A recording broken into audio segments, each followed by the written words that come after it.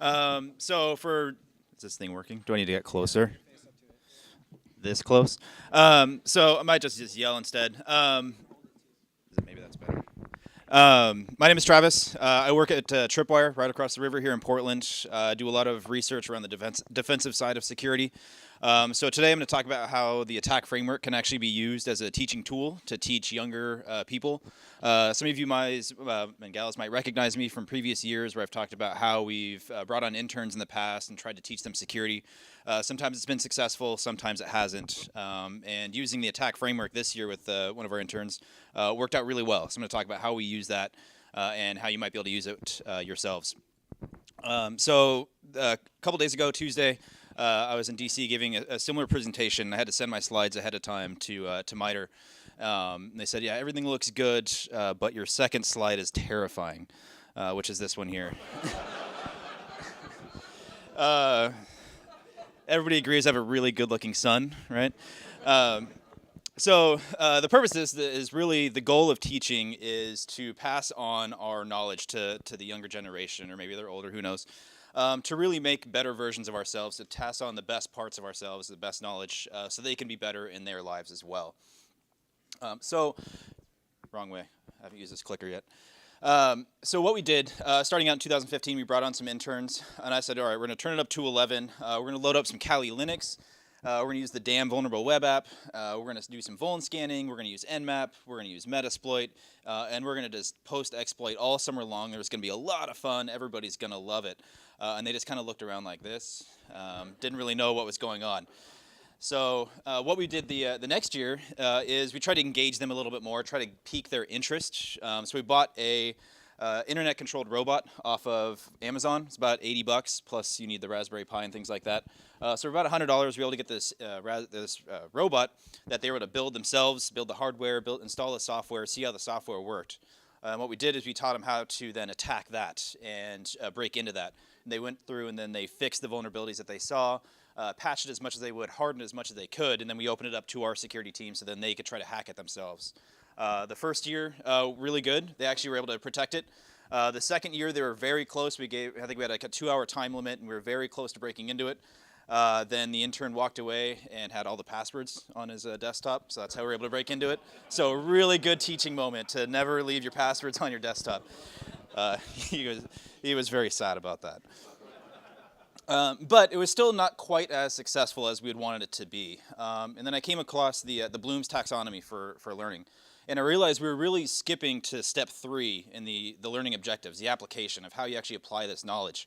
And we were skipping over the building blocks of the learning where we need that knowledge first. You need to understand what that is and then comprehend it before you can actually apply it and then move on to other things. That's why everybody remembers from their college days, it's like read the book 3 times. The same kind of thing where you need to understand it, you need to comprehend it, and then you go across it. And then when I came across this is when I was actually deep into the attack framework, and I thought, okay, well, there's a lot of knowledge in that attack framework. How could we use it? And anybody that's not familiar with attack, it stands for adversaries, tactics, techniques, and common knowledge. So that knowledge is a key aspect of the attack framework. So describing what the attack framework is, if anybody's not familiar with this is the Lockheed Martin cyber kill chain, which really describes an overall attack strategy of attackers, where they're going to start with reconnaissance, they're going to weaponize things, deliver it to you, exploit, and then eventually get down to whatever their actions on objectives are on the right.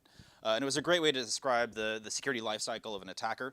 And where the attack framework really fits in is in the later portion of that actual attack kill chain.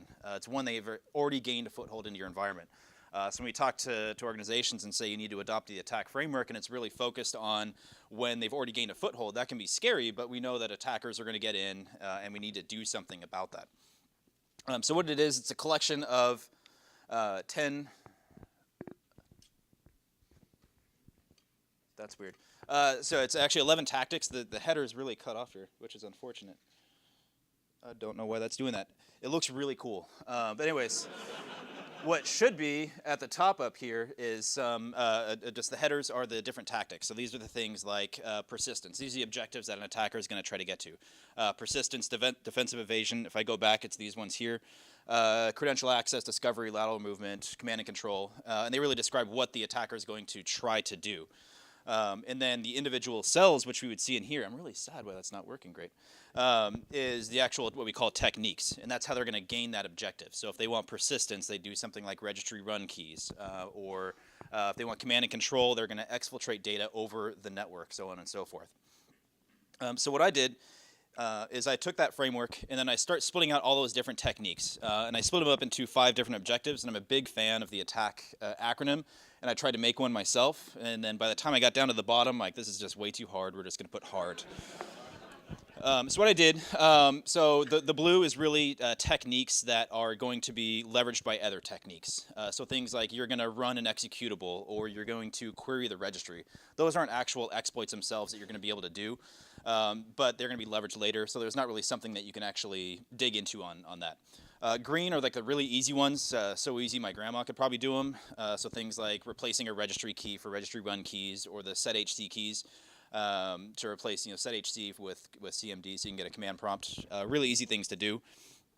Yellow are things that are still pretty easy, but you need some type of framework around it that really enables it to be really easy to use. So if you had something like Metasploit or Cobalt Strike, or some of the proof of concept code that you see on GitHub, that's where those would really come into play.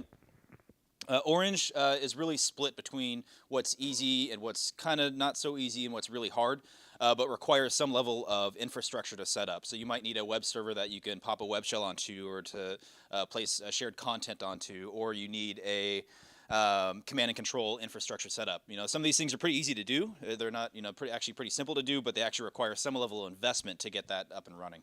And then the final one is just things that are just hard. Right, so things that you need custom DLL for, or you need to have very in-depth knowledge of the operating system or the actual hardware to implant rootkits or bootkits, things like that. So what it looks like, here's a better understanding. This is kind of what that previous one was trying to show. Can I zoom in? Yeah, up top. So these are the different tactics across the top. So this is a export from a tool that they have. It's called ATT&CK Navigator. Really nice tool. You can get it from their website.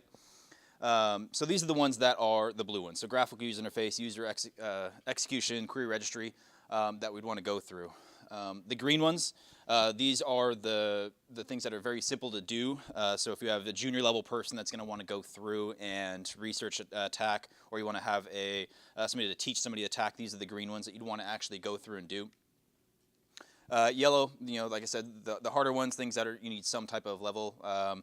Exploitation of anything where you need Metasploit, or installing root certificates, pass the hash, input capture, right? Simple things to do, but usually enabled a little bit better when you have some type of tool to be able to do it.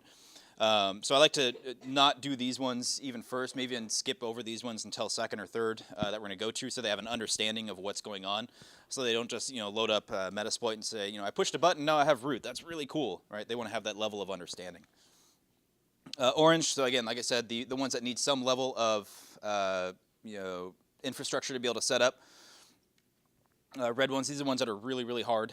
You need some type of custom DLL, or understanding of the firmware, being able to understand how the memory structure works of the operating system. So these are the ones like your senior level people are going to be doing, or like the people if they're in college, their master thesis kind of thing.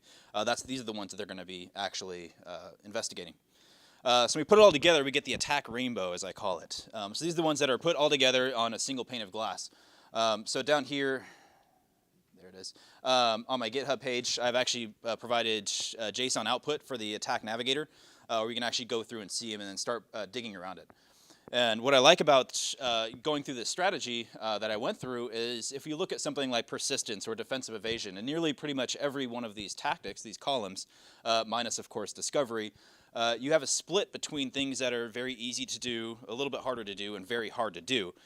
So as from our team at Tripwire, we have security researchers, and we have multiple people wanting to look at this.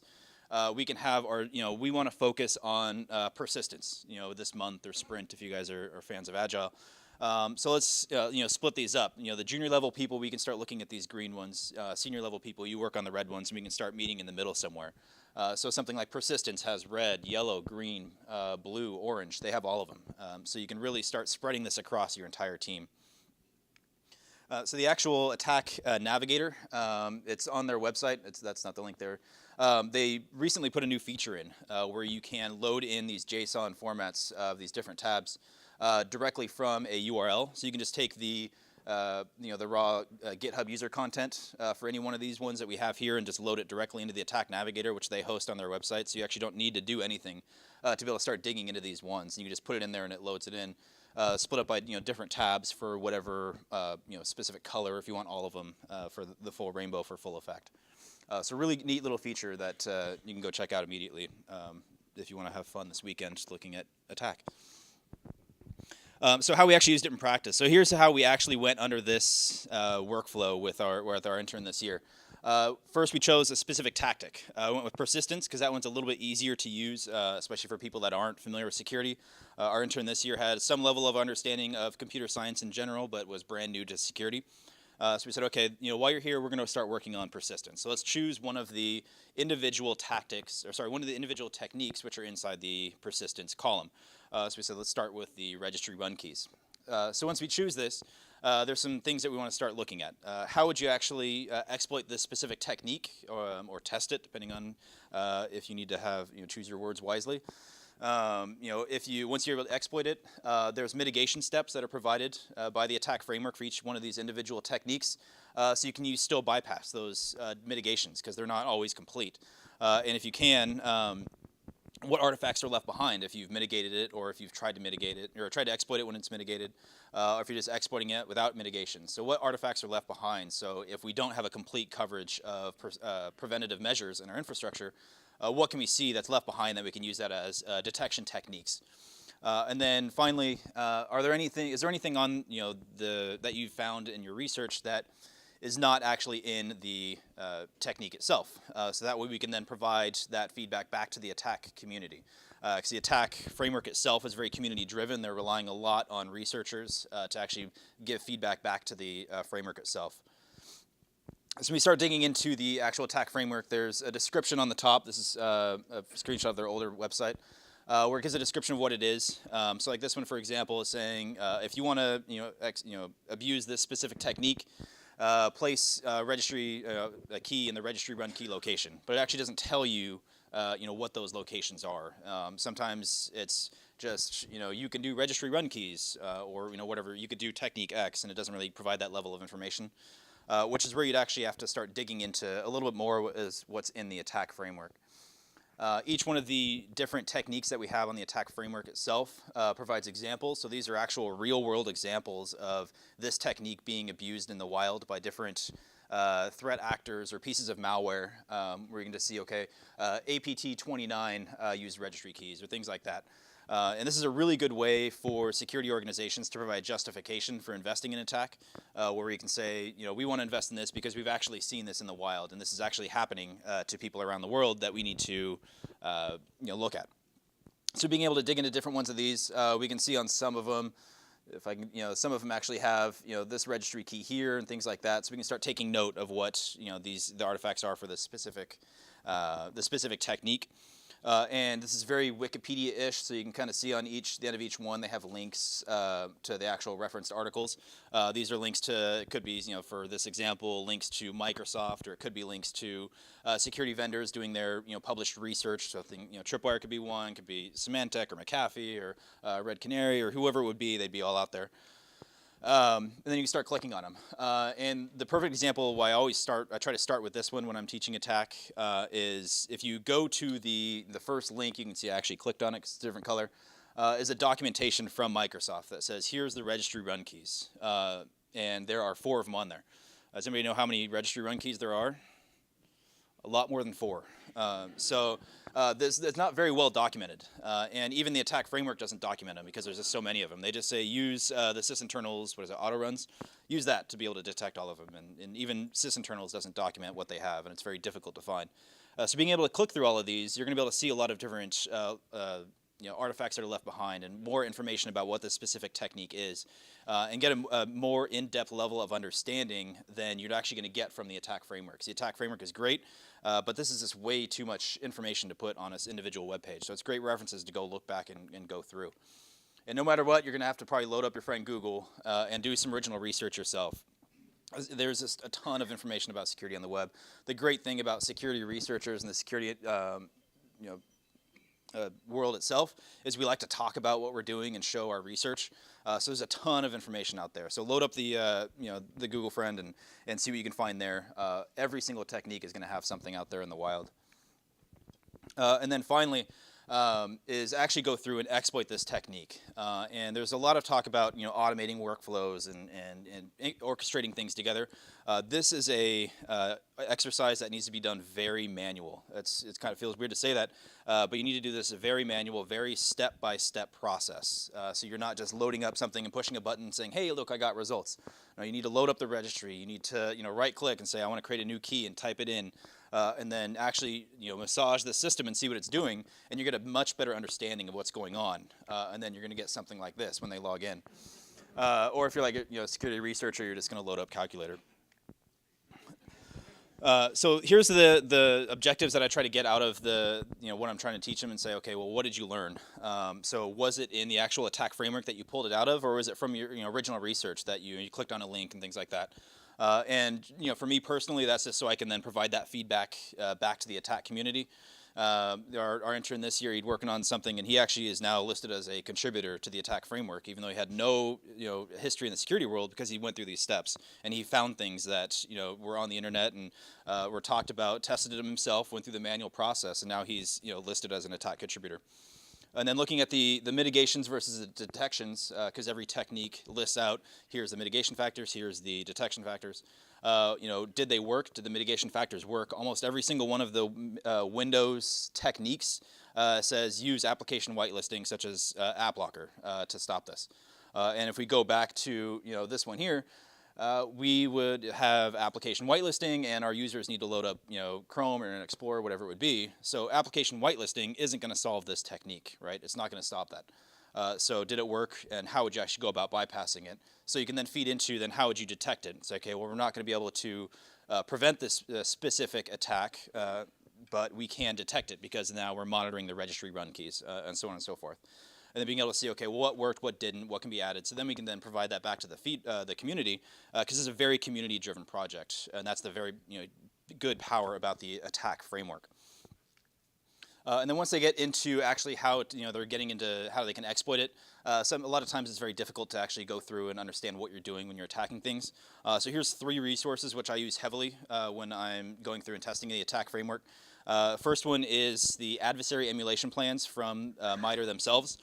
So they are going through and doing EDR evaluations, endpoint detection and response, so testing tools like Tripwires to see how they, actually, they say we do attack, but then they're actually a third party that says, yeah, they actually do it correctly, or maybe they don't.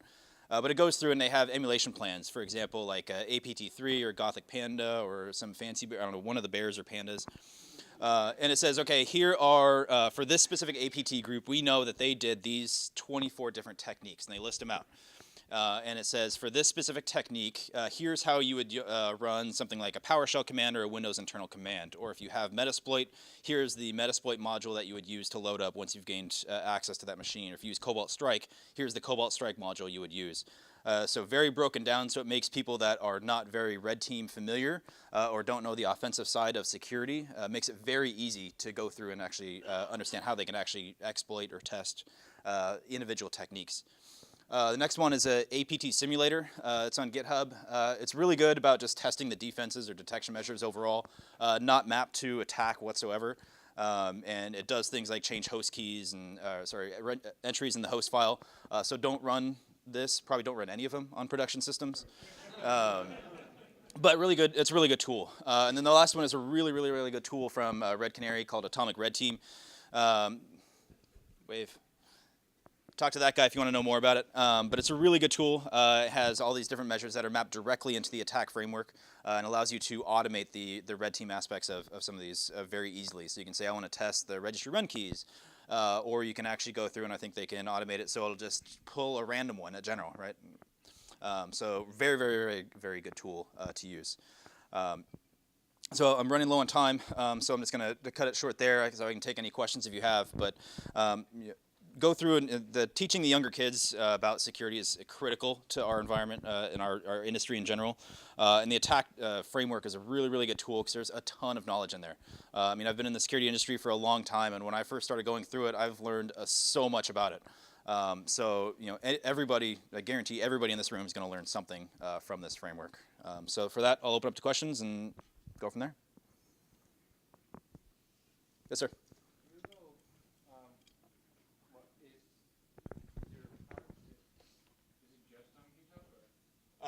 Which product? Oh, the ATT&CK framework.